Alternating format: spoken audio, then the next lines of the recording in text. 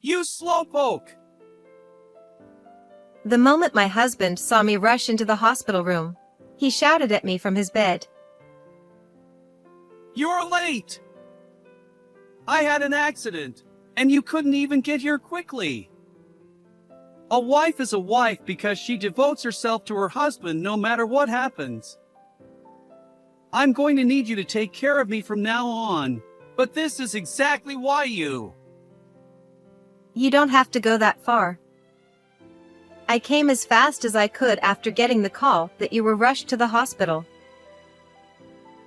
Feeling both relieved that his life wasn't in danger and angry that those were the first words he had for a worried wife, something else caught my attention. There was a woman lying in the bed next to my husband. Apparently, due to a shortage of rooms, they were sharing one temporarily. And then, the moment I saw her face. What? I understood everything. At that moment, it was decided. There would be no one left to care for him. And the only thing my husband would have left was the irony of the accident's lasting effects.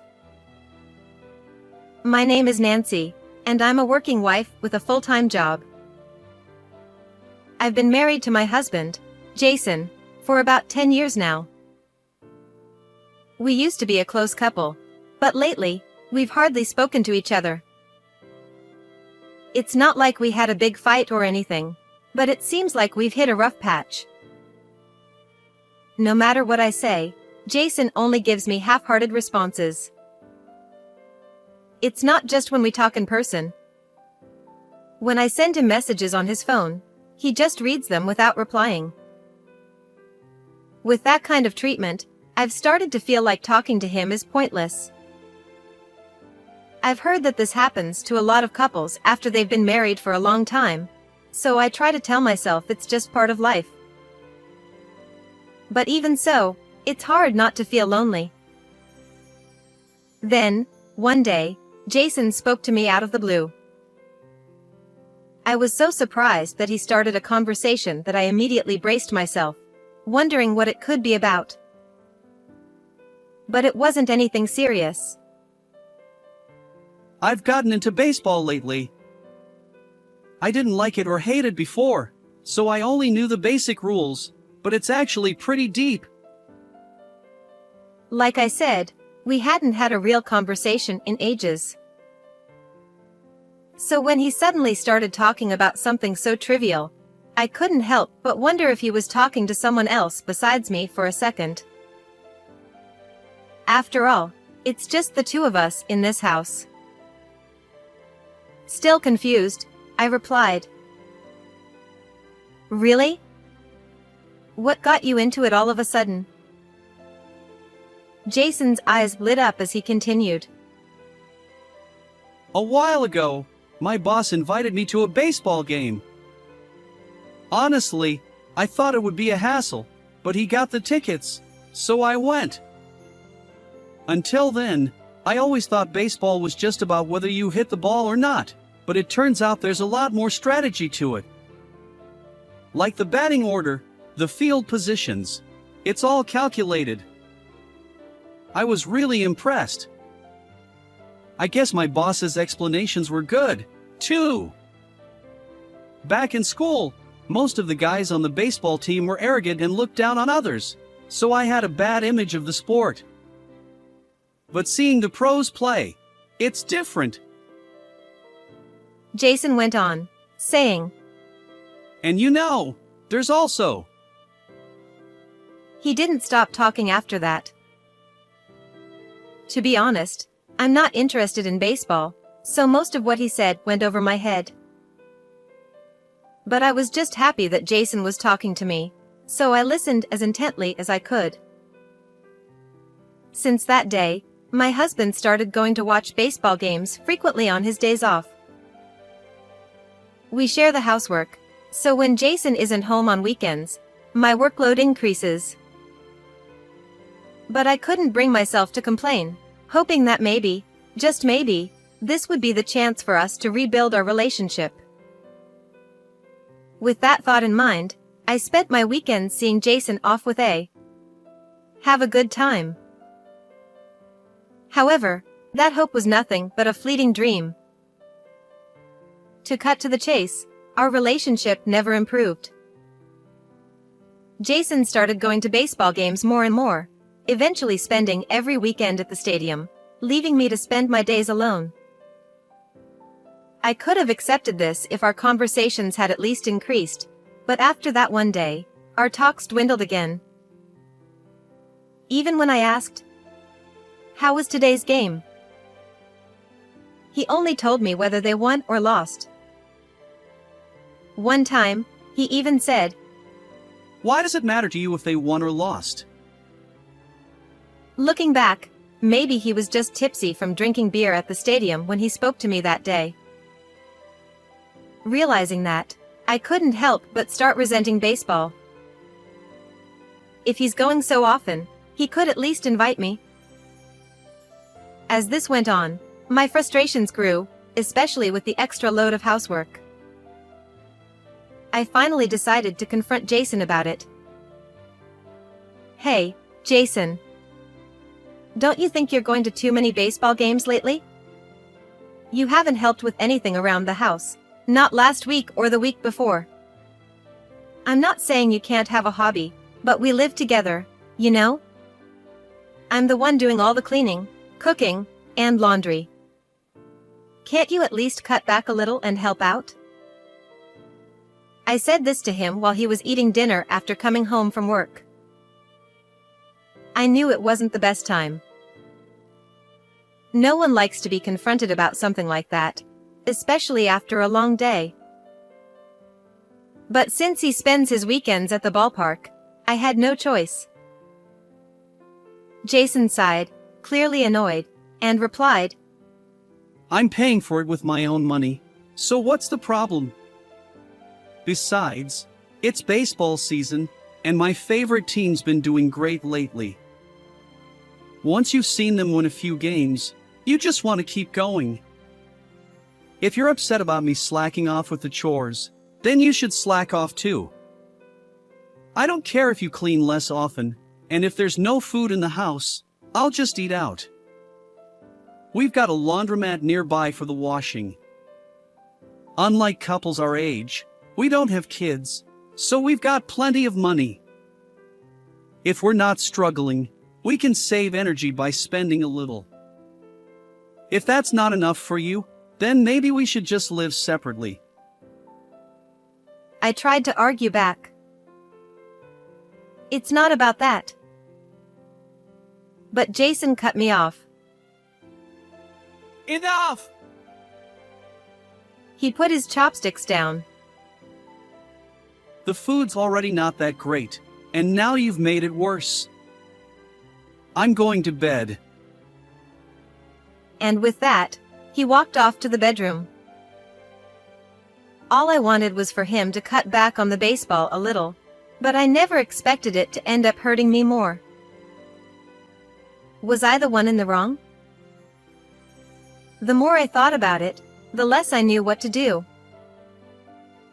One thing, however, became clear. Jason had no intention of meeting me halfway. Not only did he refuse to cut back on his baseball games, but he even started going to games after work on weekdays, as if to spite me. Because of Jason's attitude, I was feeling increasingly stressed. And one day during lunch, I ended up venting to my boss, Lauren, whom I was close with. Lauren had looked after me ever since I was a new hire, and she'd been promoted to manager a few years ago. I respected and trusted her. I thought maybe she would understand, but what she said caught me off guard. Well, baseball is pretty fun. I can kind of see why your husband's so into it.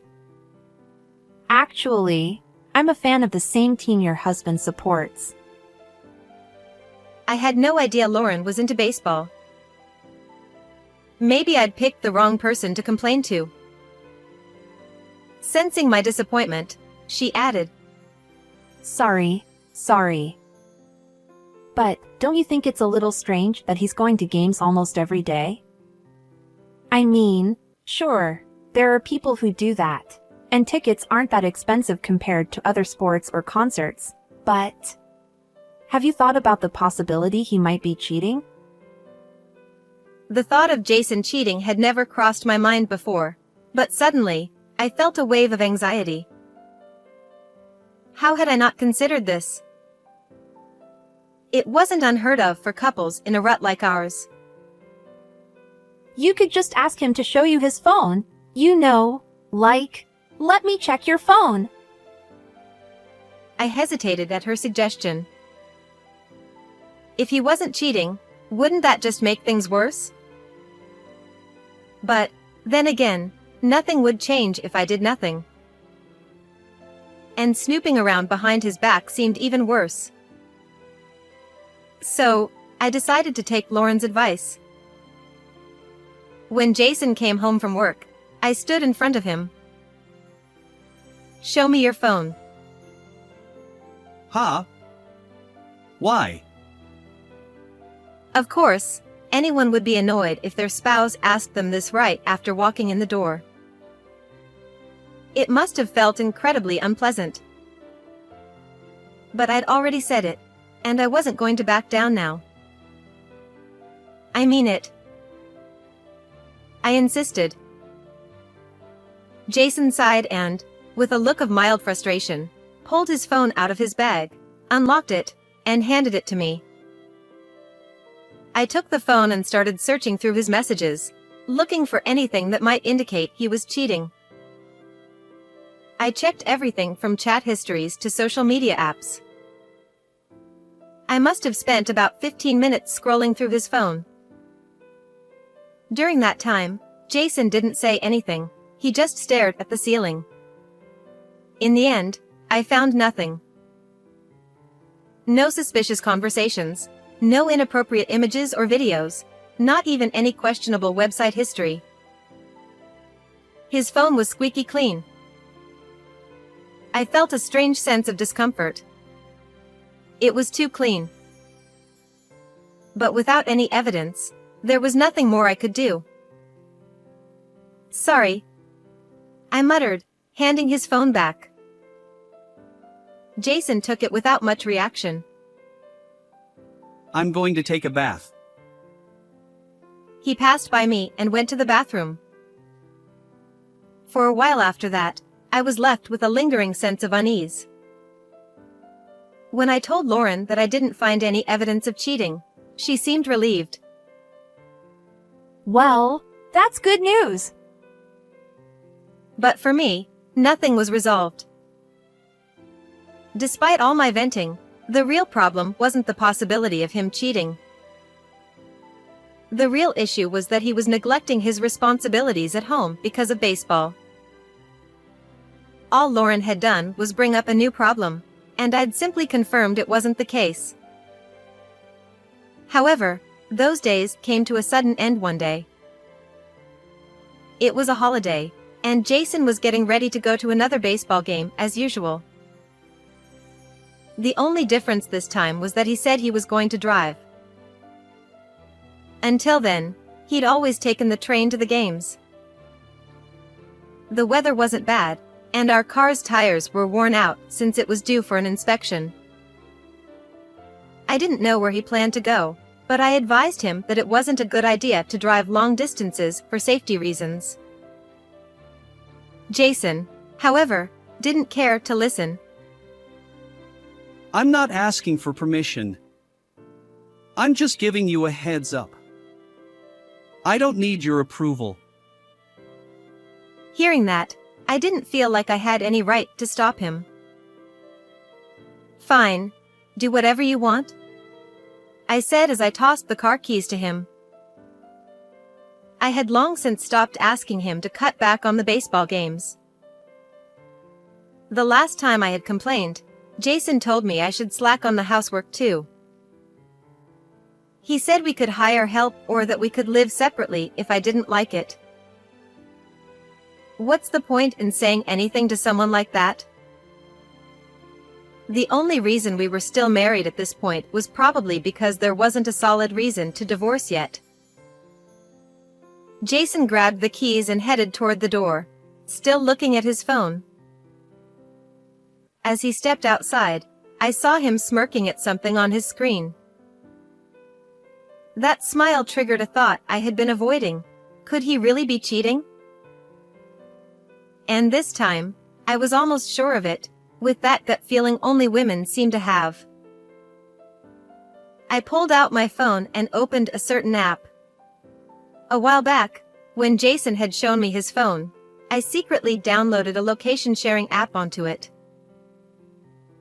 I figured if I ever found proof of him cheating, this app might come in handy. Even though I hadn't found anything suspicious that day, I never deleted the app. Now, it seemed like the day had come for it to serve its purpose. With a mix of excitement and nerves, I checked Jason's location. He was still at home, probably in the car getting ready. Go wherever you want, I thought to myself, staring intently at the screen. But even after 20 minutes, the location didn't change. That was odd. Curious, I went to check the parking lot. The car wasn't there. Jason had already left. Strange. Did he forget his phone? I looked around, but there was no sign of another phone. I was certain he had his phone when he left the house. Did he figure out I'd installed the app? If so, it wouldn't be surprising if he was angry about it. But he hadn't shown any signs of being upset. As I kept turning this over in my mind, I realized an hour had passed. Not wanting to waste my entire day off like this, I decided to stop overthinking. Time should be used more meaningfully. I turned on the TV to watch the news, and there was a report of a traffic jam caused by an accident on a nearby highway. Jason's probably stuck in that traffic right now. Maybe he'll be late to the game. Serves him right. He doesn't treat his wife well, so he deserves this. I muttered to myself, almost unconsciously. Was my heart really this bitter now? I must be really exhausted. Just as I was thinking about taking a nap, my phone rang. When I answered, it was a call from the hospital. Your husband has been brought to the hospital after an accident. I quickly called a taxi and rushed to the hospital. Apparently, Jason had been in a car accident and suffered significant injuries. Thankfully, his life wasn't in danger, but there was a chance he could have lasting complications. I was asked to bring him some clothes since he would need to be hospitalized. When I arrived at the reception and was shown to his room, I found Jason lying there with bandages and gauze covering parts of his body. As I approached him, about to say something, he spoke first. You're late, you slowpoke! My wife, of all people, should have been here right away after hearing her husband was in an accident. A wife is supposed to serve her husband no matter what happens. Now I'll need you to take care of me, and yet, you can't even show up on time. The nurse had told me Jason had deep wounds in his lower abdomen, neck, and forehead, but he seemed surprisingly energetic. At least energetic enough to berate me. But that wasn't what concerned me the most. What caught my attention was the phone sitting beside Jason and the presence of a female patient separated by a curtain nearby. It didn't make sense for Jason's phone to be there. After all, I had Jason's phone with me.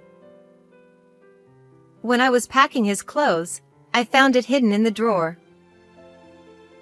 No wonder the location tracker hadn't worked.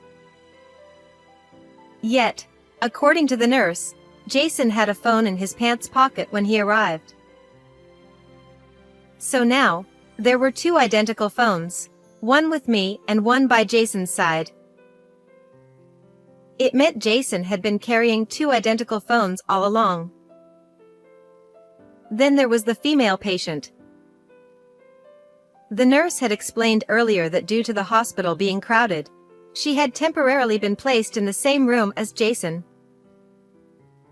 She had also been in the accident with him. From her bed, I could hear faint groans of pain. Who was this woman who had been with my husband? I considered pulling back the curtain to see her face when someone entered the room, someone I recognized. The man gave me a slight nod and then pulled back the curtain to speak to the woman.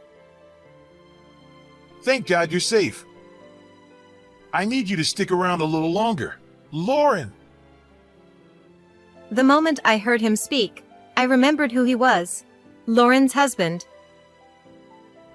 I recognized him from a photo she had once shown me. I hesitated but then spoke up. Excuse me.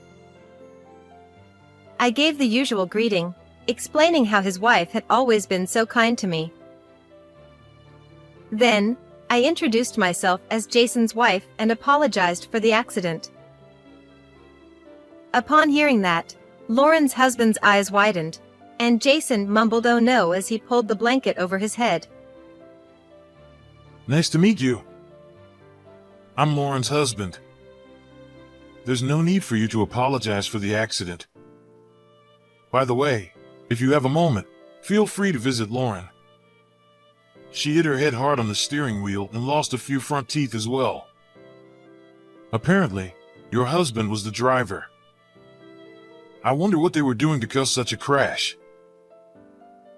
He said this with a meaningful tone, and suddenly everything made sense. I had been wondering myself how Jason managed to injure his lower abdomen in the accident. There's something I'd like to discuss with you.